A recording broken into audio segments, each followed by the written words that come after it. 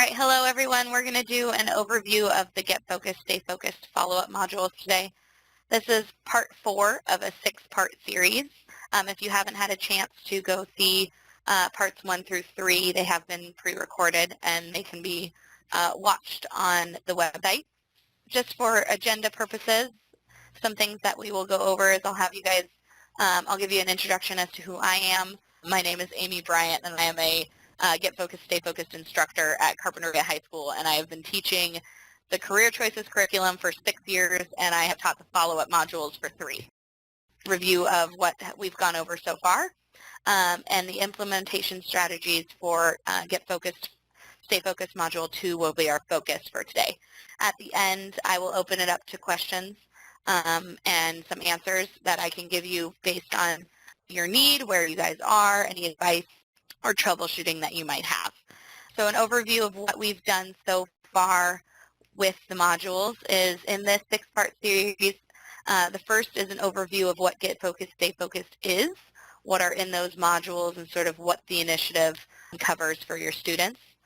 Second is an implementation strategy for the Get Focused, Stay Focused modules, where to put them, how to fit it into the master schedule, some troubleshooting, some successes and pitfalls that sample schools have had. Webinar number 3 was an in-depth review of Module 1, which is generally for the sophomores, and then an in-depth review of Module 2 is the one that you are participating in today.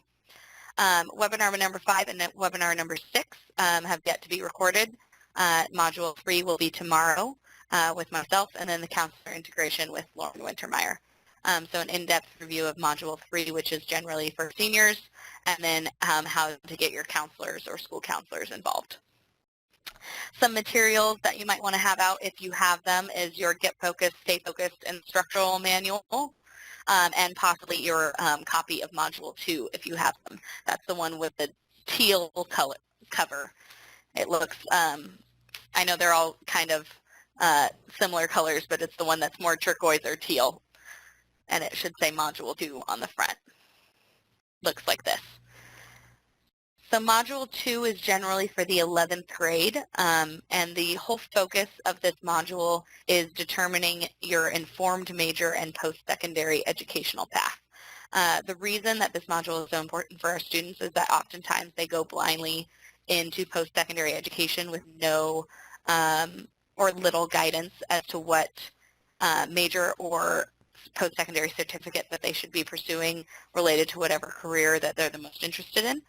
If you want to take a second to look at the table of contents, that table of contents on page 4 and 5 of your module will show you a certain amount of information that's covered. It'll give a basic title for the lesson. So if you want to take a moment to look at that table of contents, you can open to page 4 and 5 in the Module 2 workbook.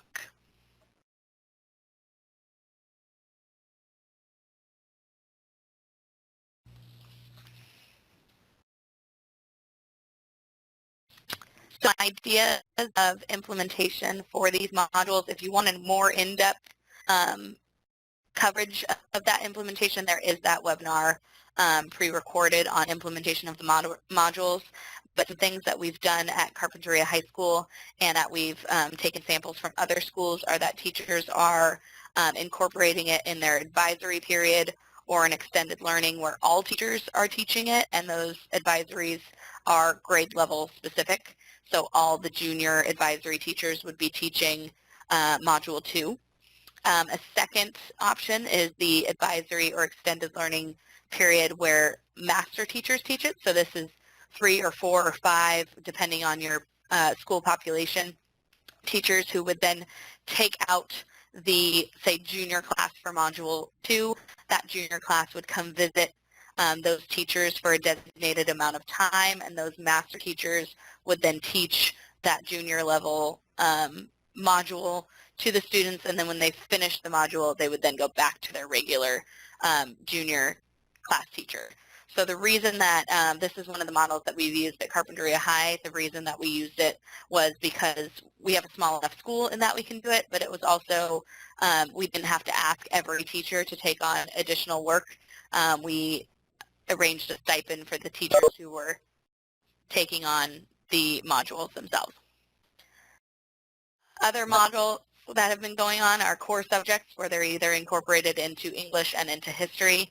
Our advisory extended learning with master teachers became strenuous on our schedule, so we switched it to the core subjects. So now Module 1 is incorporated in our English classes, Module 2 in our U.S. history classes, and then Module 3 into our English 12 classes. Another option that smaller schools are incorporating, which might be an option for a small school, might also be an option depending on your flexibility of your master schedule, is a junior seminar. So the idea behind the freshmen all take career choices, and they have a semester-long in-depth exploration of who they are, and then all the juniors do it again their junior year, and all 3 modules are put together into a junior seminar. A fifth and final option that we've seen some schools doing is what's called a Focused Friday. So every Friday, either their advisory or their English classes or whatever course you've decided to place the module in, go into the computer lab each Friday and update and work on their tenure plans. So again, there's the all-teacher option, there's the master teacher option, the core subjects of English and history option, all 3 modules together into a junior seminar, or that Focused Friday where a core class goes in and updates. Just an overview of those options for Module 1. The focus is how to conduct online research for post-secondary options and how to afford college regardless of your individual circumstances, so really focusing on the finances behind college and post-secondary. Module 2 is completing that college comparison chart and 30 ways to reduce college costs. And then Module 3 is developing their college planning timeline and their action checklist. And when I say college, we always mean post-secondary. It doesn't necessarily mean that we're expecting all of our students to go to four-year universities. We're expecting them to go to the type of education or post-secondary training that they need for whatever career they're the most interested in. Each time students review, revisit, and update their tenure plan, it becomes more meaningful and therefore more motivational. I'd have several students over the past couple of years say that looking back at their plans and seeing how they've changed has been one of the most educational experiences that they've had during high school, because as you know, most of our students don't journal anymore. So them writing down their thoughts or their feelings and then going back and seeing how much they've changed is not something that they're used to. They see it on their Facebook or they see it on their Instagram when it reminds them of past events, but for the most part in terms of their education or their personal growth, they don't really see that. So we've seen some of our students be extra excited when they get to go back and update their tenure plans. Having the plans online makes the quantitative data readily available to appropriate faculty members, coaches, counselors all have access to the tenure plan. Making sure all of your teachers are able to pull up your students' tenure plans is important, especially if you're trying to reach a student through a different angle that maybe you're having trouble connecting with. Their tenure plan is somewhat of a summary of that student. What are their passions, their values, their interests, and how does that relate to the type of education that they're going to want in the future? If you want to take a second to open up your Get Focused, Stay Focused program and instructor's manual, on page 6-20, there's a list of that compares the 3 modules, Module 1, Module 2, and Module 3. It'll show you the table of contents and which lessons go together, but also how it progresses between the sophomore, the junior, and the senior year. Each module, as you can see, has 16 lessons. The reason it was designed this way is that 16 hours equates to 1 unit of dual enrollment credit. So if your local city college was willing to adopt this curriculum and give dual enrollment credit for them, if they complete the 3 follow-up modules, it would equate to 3 units of optional dual enrollment credit. You do not need to have the dual credit in order for it to work or be beneficial to your students. It's just that added bonus of having the extra boost in their unit count.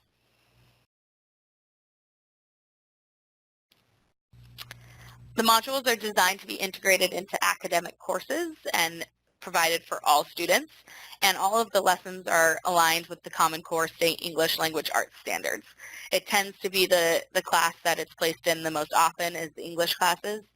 The reason that we did not place it in our junior English class at Carpinteria High School was because junior year is the year that they are tested for English language arts.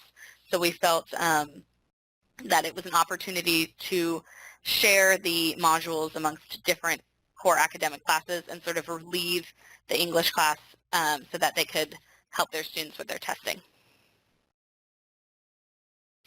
Each of the 3 modules always starts and finishes with a structured activity of them updating or reviewing their 10-year plans.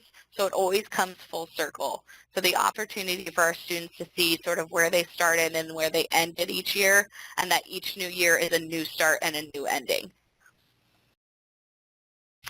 When you're in the lab teaching your students with the follow-up modules, some of the suggestions that we've come up with is to begin each class by giving an introduction and stating the objective for what that day is.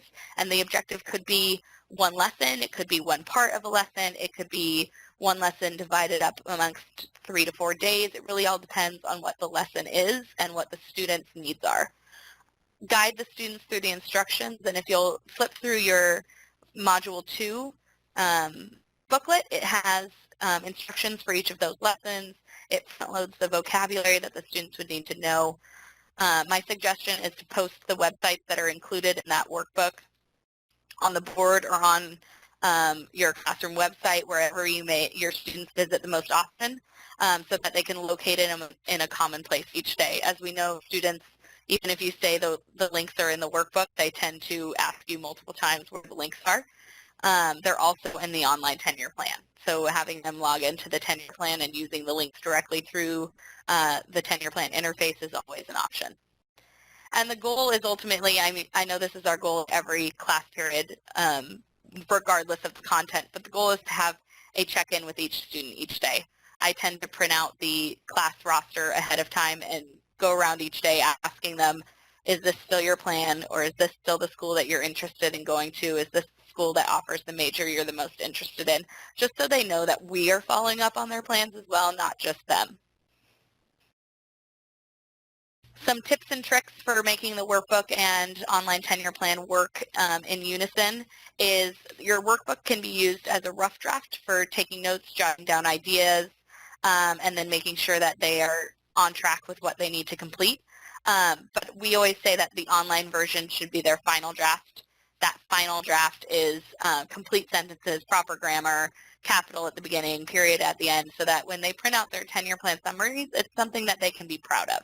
It's not something that was done in a rush. It's not something that was just jotted down by hand, but making sure that they actually took some time to complete a solid, well-written 10-year plan.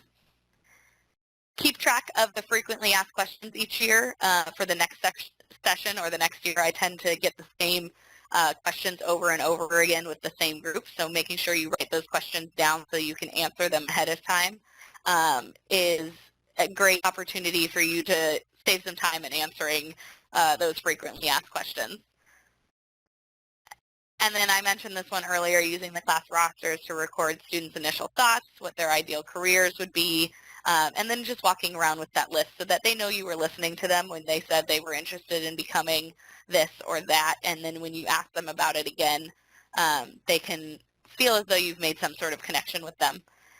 One of the teachers that I've seen multiple times at our seminars says he refers to his students by their job title. So he refers to them as the firefighter or the doctor or the civil engineer. That's another tip or trick that might be nice. Maybe not so much for your juniors as it is for the freshmen, but you can kind of gauge the class by their personality. So as we go through each lesson, I'll just give you some idea of what the module contains. So lesson 1, students begin the module by reviewing their current online 10-year plans. So they look back to their one that they created freshman year and then hopefully updated their sophomore year with Module 1. So they always go back, always start by reviewing their current 10-year plans. Lesson 2 is they update their skills inventory, which they started back in their freshman year and then updated in Module 1. Each student's online skills inventory has been growing since that freshman year. They should have added skills that they have, skills that they need to learn, and then their plan for learning it. If you watched the Module 1 webinar, you'll notice that there is now a backup career number 3. That's because their sophomore year, they research a high-demand career. And then this year, they'll be adding a backup career number 4, which will be a STEM career. And it doesn't necessarily need to go in that order. They can switch the order and priority of those careers. But getting them the opportunity to research 5 different careers that they're interested in before they go on to choosing their post-secondary education. A tip, lesson 1 then 2, have your school or your teacher who will be teaching Module 2 print out the school's graduation requirements and the A through G requirements. It's a lot easier to have them right in front of them than have them go to the website having to be flipping through multiple tabs or pages. So I usually put the A through G requirements on one side and the graduation requirements for the other so that they can just check to see if they're on track for graduation or on track for getting into a 4-year university. And for your athletes, you may want to print out the NCAA education regulations as well to make sure that they're on track for that. So in lessons 3 and 4, as I mentioned previously, they're going to be researching STEM careers. They're going to learn more about what that means, and then they'll use the U.S. Department of Labor websites to research different STEM careers that they might be interested in.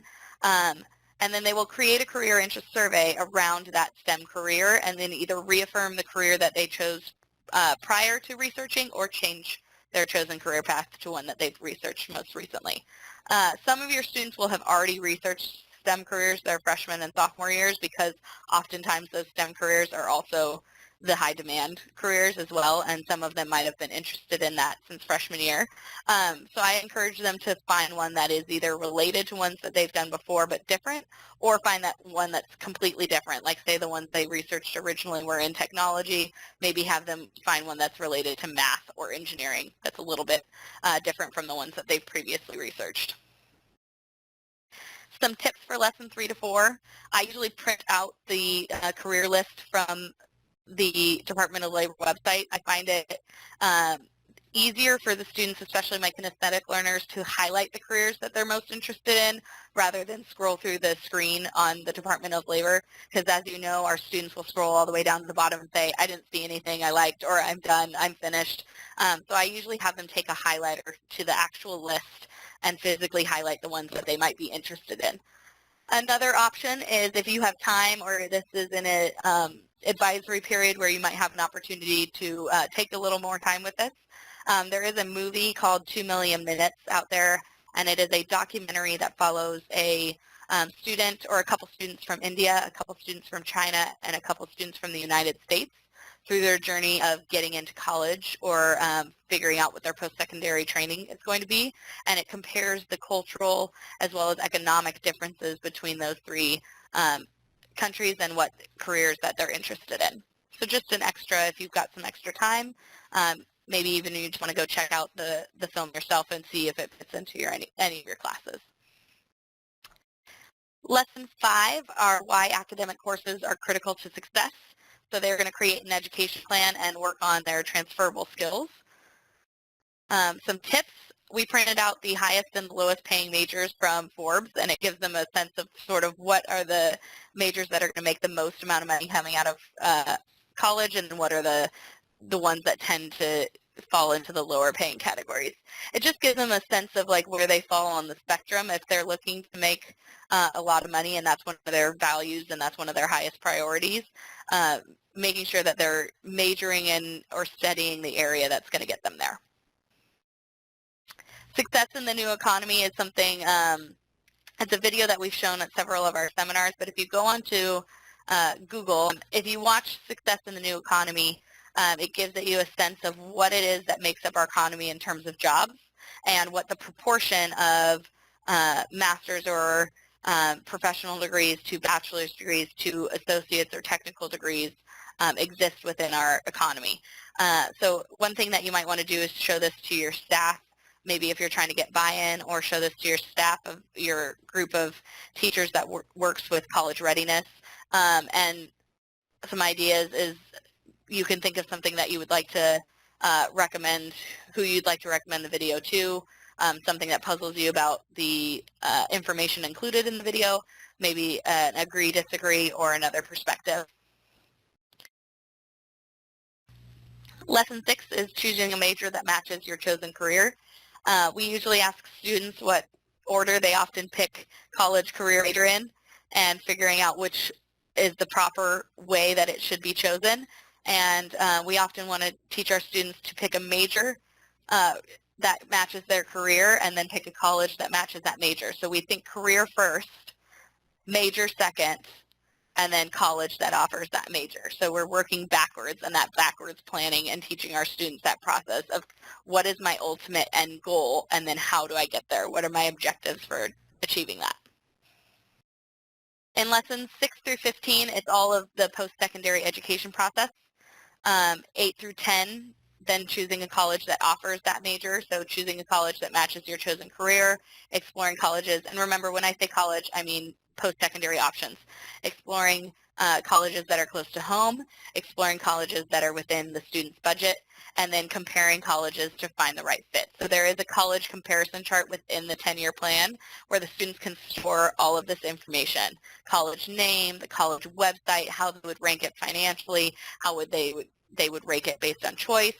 So making sure that our students know how to create lists and create plans, and then also compare those lists and compare those plans. Lessons 11 through 15 are starting the college application process. So they look at the CSU acceptability probability worksheet. They get ready by writing rough drafts of their college and scholarship essays, and then they develop a college application timeline for when those applications are going to get in, and then update their resume for if they need it for financial aid interviews, college admissions interviews. As we know, the college application process now begins the summer before their senior year, so they can work on all of this the summer before, but getting them ready before they leave that junior year so that they can apply for colleges. And the personal statement has also changed to include several more questions. So having them outline those several questions that they're going to choose is a great leg up on the rest of students who are not doing that.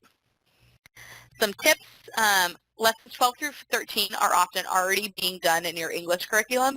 So seeing how you can work with your English teachers on either supplementing or just aiding them in that process, and then how to get them into the lab to update it on their 10-year plans. I usually hand out the ACT and SAT dates, the ones that are remaining for the school year and the beginning of their senior year, to make sure that they've tested, and if they haven't tested or they didn't score high or within the range that they want to, making sure that they register in order to test again. And then lesson 15, which is their resumes and updating their resumes. Purdue OWL on the Purdue website gives a whole downloadable handout on resume construction, resume review, how to update things, what the different sections should include, and it's just a great tool for your students to go on there to look at how to update their resumes. There's also cover letters and all the other things that they're going to need for job readiness. And then the final lesson, lesson 16, they always end the module by updating their online 10-year plans and using what they've learned. So they take all of that information that they've culminated around choosing a career and a major and a college that matches it, and then we send them off in the summer, hopefully more informed about the decisions that they're going to make in the future than they would have had they not. So lesson breakdown that you might want to do with your staff or the people that you are taking this information back to is having them take a look at that table of contents and select one lesson from Module 2 to read through that lesson, keeping in mind how you might want to approach it, teaching it with your student population. And then once you've taken a look at that, you can also, in your Get Focused, Stay Focused instructional manual, turn to Section 5 has all of the lesson plans that have been created by Academic Innovations and the Get Focused, Stay Focused initiative on instructions and ideas. So going back to that instructor's guide and looking over that lesson, it'll give a lot of resources to the teachers who are teaching it. When you do this, or if you train your staff, or if you're following along with us right now and you're doing this as we're speaking, one thing that you might want to come up with is a lesson objective. So what is the purpose of this lesson? What are the students supposed to be able to know or do differently after that lesson? You might also want to know or note the time needed for this lesson and whether you're going to need the lab or not. Booking the computer labs tends to be one of the most difficult tasks on any high school campus, so making sure ahead of time that you either need or do not need the lab for that lesson might save you some time. And there are time suggestions with each lesson. It may say that it takes 45 minutes or 2 45-minute class periods, but we all know that we know our students and we know how long often it's going to take them or not take them. So basing the time needed based on your students and your population and the knowledge that you have about your students at that point in the school year is often better in terms of your timing than the book's timing.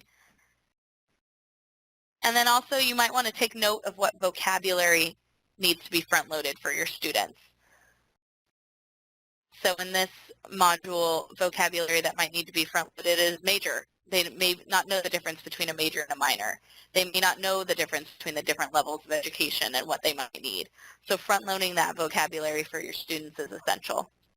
And then as we know, as all teachers know, at some point you got to capture the students' attention and get them re-energized. Maybe it's halfway through the lesson, maybe it's at the beginning of the lesson. But thinking about things that you can do to enrich the ideas that are already within the module and within the instructor's manual. People you can bring in, a short video that you might show that gives a little more information on that topic, maybe a TED Talk that relates to picking majors, whatever it may be. Think of the things that you could bring in that you've seen or done that would help make a greater connection with the students. So that's our overview of Module 2. If you have any questions or comments, ask whenever you're ready. If you need more resources or more information, you can go to www.getfocusedstayfocused.org. You can also, this webinar is being recorded. You can also replay it for your staff, or if you need to go back and take a look at any one section of the webinar or go back and revisit any of the slides, those will be available to you as well. All right.